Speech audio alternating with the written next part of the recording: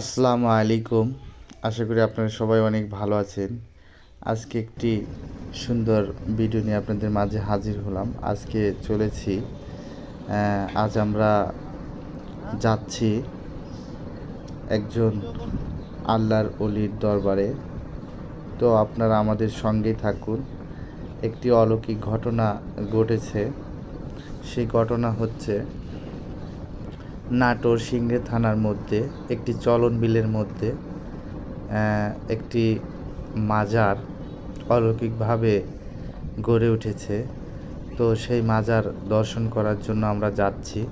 তো সবাই আমাদের সঙ্গে থাকুন। তো আজকে সেই মাজারের কিছু অলৌকিক ঘটনা তুলে ধরা হবে। তো সবাই আপনারা আমাদের সঙ্গে থাকুন, তাহলে সেই অলৌকিক ঘটনা সম্পর্কে আপনারাও জানতে পারবেন।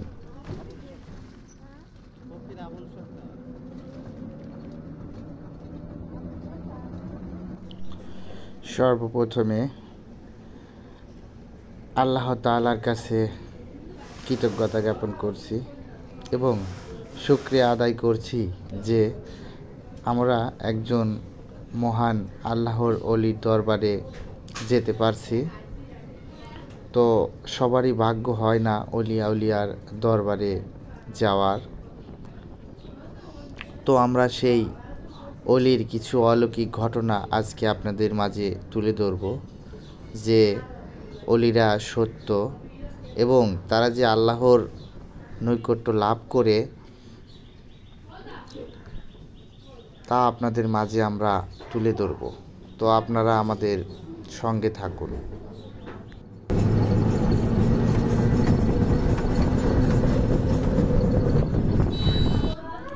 সংক্ষিপ্ত ইতিহাস। হযরত গাজী রহমতুল্লাহ আলাইহির জীবনী। আজ থেকে প্রায় 500 বছর পূর্বে সুদূর আরব থেকে ইয়েমেন হয়ে উপমহাদেশের 7 ভাই সহ বর্তমানে বাংলাদেশের রাজশাহীতে শায়িত শাহ মখদুম রহমতুল্লাহ আলাইহির সঙ্গে এই দেশে আগমন ঘটে বাবা ঘাসি দেওয়ান রহমতুল্লাহ আলাইহি। শাহ মখদুম বাবা রহমতুল্লাহ আলাইহির অগণিত ভক্তসহ এদেশে ইসলাম প্রচারে আগমন করেন। তবু ভক্তগণের মধ্যে কেহবা ইসলাম প্রচার, কেহবা মানব সেবায় আত্মনিয়োগ করেন। এদের মধ্যে ঘাসি বাবা রহমতুল্লাহ আলাইহি উল্লেখযোগ্য একজন। তিনি আমাদের 12 আউলিয়ার দেশ পুণ্যস্নাত ভূমি চলন বিলের মধ্যে এসে মানব সেবায় আত্মনিয়োগ করেন। এখানে তার আগমনের কারণ ছিল ঐশীবাণী ও শাহ মখদুম বাবার নির্দেশ। রাজশাহী জেলার অন্তর্গত নাটোর মহকুমাধীন সিংড়া থানার মধ্যে সাতপুকুরিয়া হিজলি ও ডাহিয়ার মাঝখানে এসে উপস্থিত হন বাবা। রাজশাহী হতে নাটোর হয়ে সিংড়ায় আসেন এবং সিংড়া হতে ঘুরতে ঘুরতে এই তিল তিসির ভূমিতে উপস্থিত হন। কথিত আছে হঠাৎ কি ফসল তা পরশ করার জন্য একটি তিল মুখে দেন। সঙ্গে সঙ্গে ঐশীবাণী করেন, হে মহাপুরুষ, তুমি কার জমির ফসল খেয়ে নিলে বিনা অনুমতিতে? বাবা তখন চিন্তায় পড়ে যান এবং খোঁজ করতে থাকেন জমির মালিক কে। জমির মালিক ডাহিয়া নিবাসী কালীপদ ঘোষ। বাবা তখন ব্যস্ত হয়ে তার বাড়িতে ছুটে যান এবং মাত্র একটি তিল খাওয়ার জন্য ক্ষমা প্রার্থনা করেন এবং বিনিময়ে তার বাড়িতে 12 বছর কাজ করার অভিপ্রায় প্রকাশ করেন। ঘোষ সহজে ব্যাপারখানা বুঝতে পারে এবং শর্তানুসারে কাজে নিয়োগ করেন। তিনি ঘোষ মহাশয়ের বাড়িতে ঘাস কাটার কাজে নিয়োজিত হয়েছিলেন। তাই তিনি পরবর্তীতে ঘাসি দেওয়ান নামে পরিচিত হন। তবে তার আসল নাম সম্পর্কে তেমন কোনো তথ্য পাওয়া যায় নাই, তাই তিনি ঘাসি বাবা নামেই পরিচিত। তার অন্যান্য ভাইগণ বর্তমানে নাটোর ও সিরাজগঞ্জের বিভিন্ন জায়গায় শায়িত আছেন।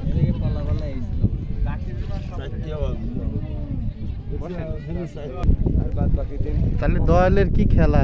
হ্যাঁ, দয়ালেরই তো সবই। দয়াল কি মেলা লাগাই দিছে? মেলা দেখেন, এই যে মেলা আস্তে আস্তে ছেড়েছে, যে আস্তে আস্তে সবাই।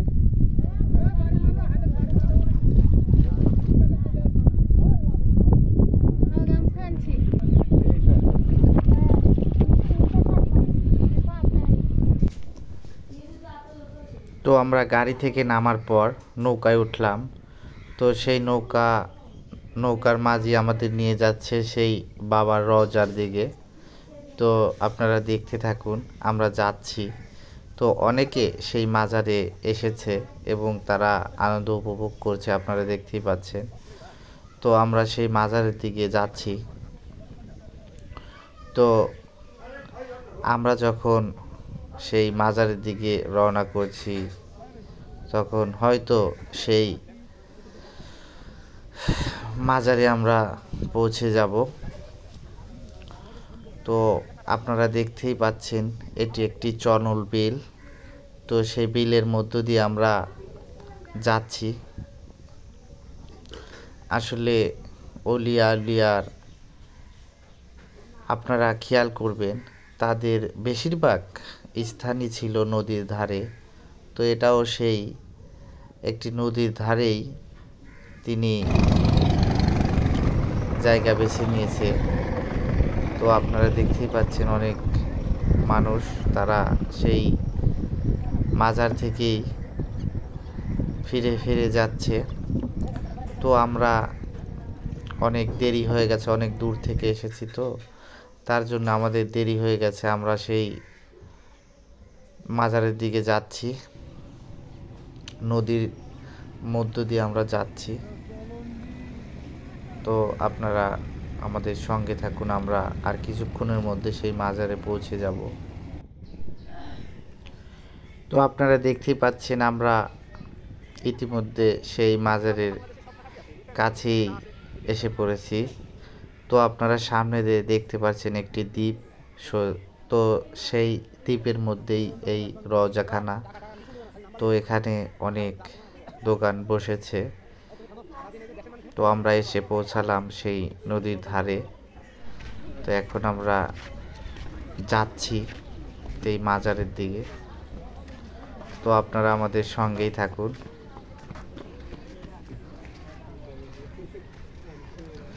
আপনারা যদি আমাদের একটু ভালোবাসা দেন, তো আপনাদের পাশে আমরা অবশ্যই থাকব, আপনারাও আমাদের পাশে থাকবেন।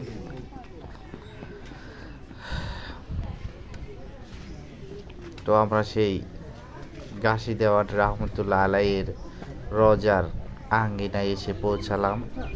তো সেই মহান রব্বুল আলামিনের প্রতি আবারও লাখো কোটি শুকরিয়া আদায় করি। কারণ আমি একটি কথা বারবার বলতে চাই যে আউলিয়ার সহবতে মহব্বতে থাকা অত সহজ নয়। আসলে যাদের উপর আল্লাহর দয়া প্রসূত হয়, শুধু সেই ব্যক্তিরাই আল্লাহর অলিগণের নিয়ামত প্রাপ্ত হয়। তো অলিগণের ছায়ায় থাকতে পারে।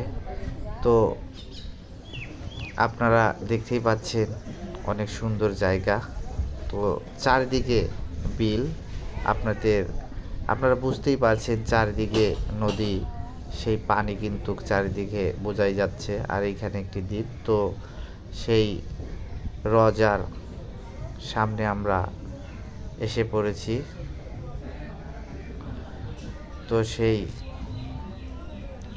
অলৌকিক ঘটনা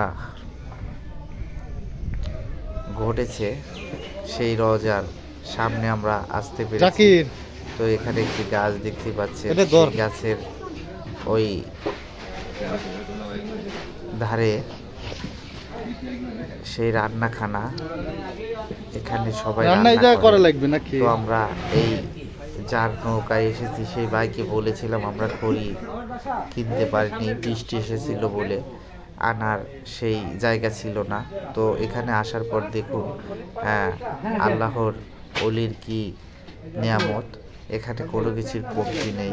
তো আমরা এসে সেই কথা সেই মাঝিকে বলা মাত্র সে মাঝি আমাদের খড়ির ব্যবস্থা করে দিল এবং সেখানে যে পাগলগণেরা থাকে এবং আল্লাহর প্রেমিক থাকে তারা বলেছে এখানে কোনো কিছুর কমতি নেই, আপনাদের যদি তেল থেকে শুরু করে কোনো মশলার কম পরে আমাকে জানাবেন, আমি আপনাদের এনে দেব। আপনাদের মতো মানুষই আমাদের এইখানে রেখে গিয়েছে।